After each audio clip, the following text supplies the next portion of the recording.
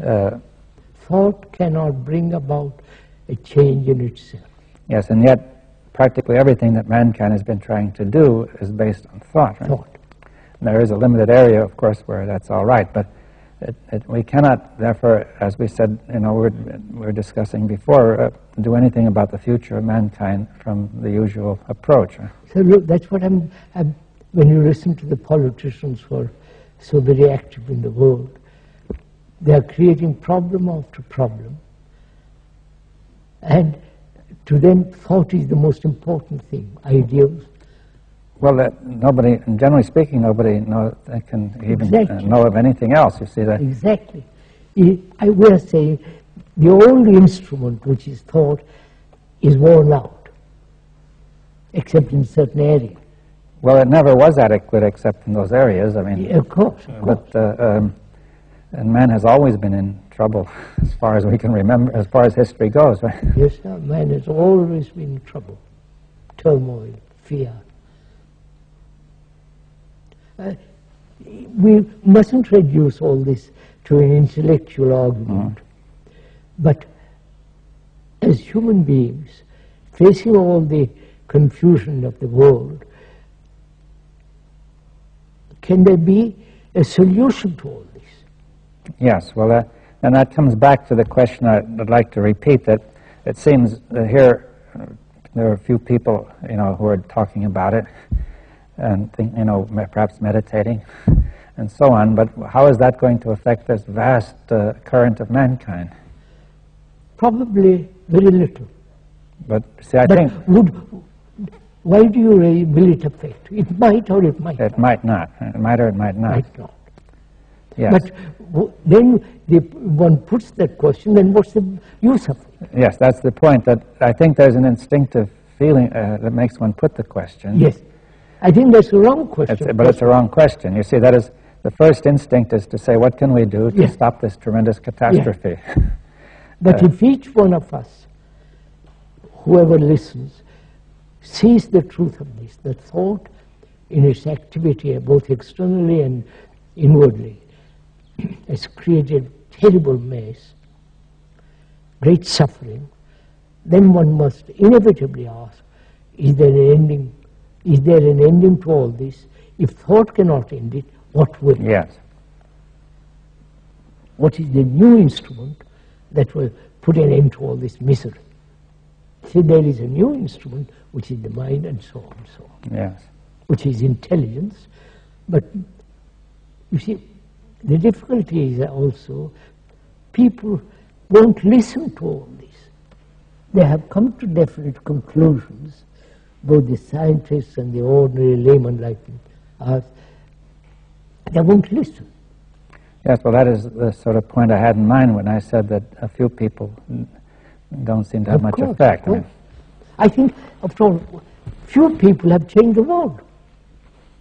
Hitler was whether good or bad, that's not the point. But he didn't change it fundamentally. No, he had changed the world superficially. Yeah. The revolution of the Bolsheviks, the communists, has changed, but they come to the same pattern again. Physical revolution has never changed psychologically human state. Well, do you think it's possible that say a certain number of brains coming in contact with mind in this way will be able to have an effect on mankind which is beyond just the immediate obvious effect of their communication? That's right. I mean, obviously, whoever does this may communicate in the ordinary way, and that have a small effect. But now this is a possibility of something entirely different, right?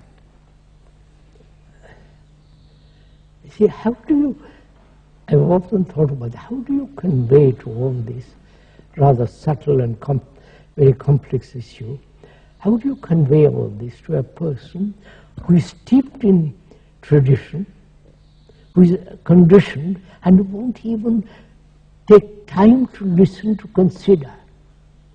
Yes, well, that is a question. You see, one point you could say is that this conditioning cannot be absolute, an absolute block, or else there would be no way out at all. But the conditioning may be thought to have some sort of Yes?